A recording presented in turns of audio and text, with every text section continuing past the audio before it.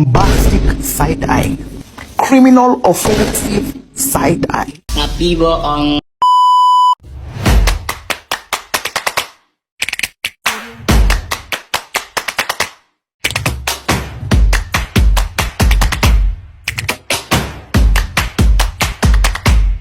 Assalamualaikum warahmatullahi wabarakatuh. Kami dari kelompok 1 Akan menjelaskan tentang perubahan karakter dan jati diri bangsa Indonesia. Sebelum itu, kami akan memperkenalkan diri kami sendiri. Saya sendiri bernama Anita Dwi dari kelas 10 Busana. Saya Amelia Bubina, saya dari kelas 10 Busana. Saya Cynthia Stefani dari kelas 10 Busana. Saya Mbak Lestari dari kelas 10 Busana. Dan saya Sulis Octavia Sabrina dari kelas 10 Busana. Berikut kami akan menjelaskan materi yang akan kami bahas kali ini. Saya Anita Dwi dari kelas 10 Busana akan menjelaskan tentang perbedaan etika serta karakteristik pemuda zaman dahulu dan pemuda zaman sekarang. Menurut Daniel menjelaskan dalam paparannya, pemuda adalah orang yang selalu menjadi agen perubahan, sehingga segala gerak langkahnya selalu maju untuk melakukan sebuah perubahan.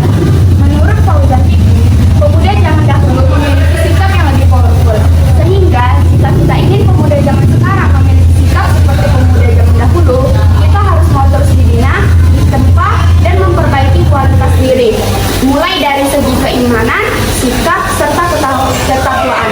Berikut saya akan memberikan beberapa contoh perbedaan etika serta karakteristik pemuda zaman dahulu dan pemuda zaman sekarang.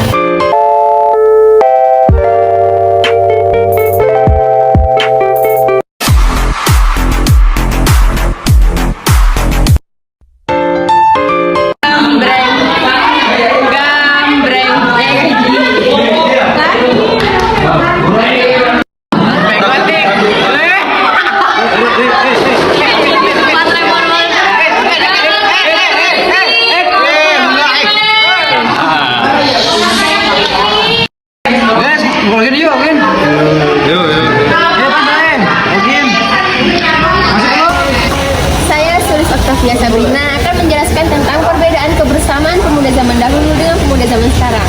Pemuda zaman dahulu berkumpul lebih sering bercanda dan bercerita bersama, sedangkan pemuda zaman sekarang berkumpul hanya sibuk dengan dunianya masing-masing, seperti sibuk dengan handphonenya masing-masing. Contohnya seperti ini.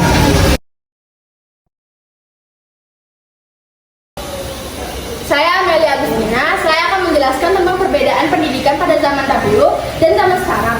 Pendidikan di Indonesia tentu selalu mengalami yang namanya perubahan, apalagi di era sekarang, sangat jauh berbeda dengan pendidikan di zaman dahulu. Pada zaman dahulu, orang tua pada dasarnya menyekolahkan anak-anaknya supaya dapat mengetahui ilmu yang belum kita ketahui dan membentuk suatu karakter siswa agar dapat membedakan mana yang baik dan mana yang buruk. Berbeda pada zaman sekarang, siswa hanya mementingkan nilai yang tercantum pada rapor, hasil tugas, dan nilai ulangan. Di zaman dahulu, sangat sulit untuk mencari akses pelajaran. Berbeda pada zaman sekarang sangat mudah untuk mencari akses pelajaran. Salah satunya seperti bimbingan private dan belajar online. Saya Mala Lestari. Di sini saya akan menjelaskan tentang pemilu tahun 1955 dengan pemilu tahun 2024. Tahun 1955 kita ambil contoh seperti Insinyur Soekarno memberikan keteladanan yang sederhana. Menjadi pemimpin tidak harus selalu diistimewakan. Nah, di sini Soekarno ikut mengantri menunggu giliran memberikan suaranya bersama pemilih lain saat pemilu tahun 1955. Nah, tahun 2024 pemimpin lebih diutamakan dan diberikan tempat yang istimewa, sehingga mereka tidak perlu mengantri bersama pemilu yang lain, karena mungkin derajat mereka yang lebih tinggi dari masyarakat yang lain.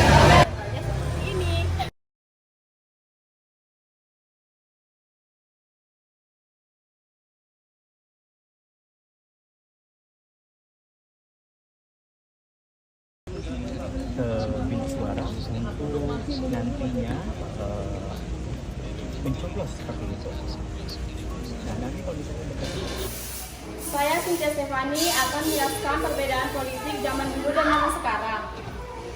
Di Indonesia saat ini sebagian besar menilai bahwa munculnya konflik dalam politik dilatari oleh pertarungan ideologis antar sesama.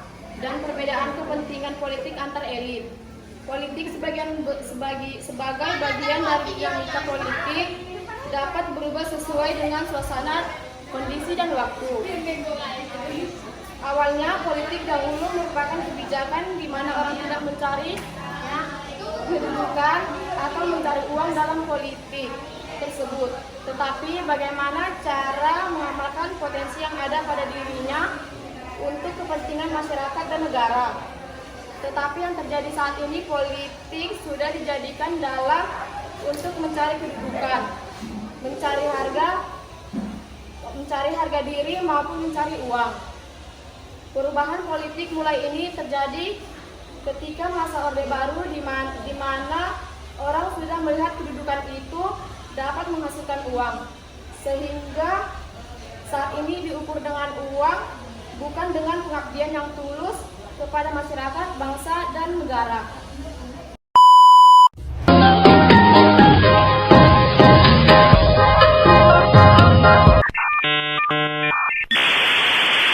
Saya wassalamualaikum bro.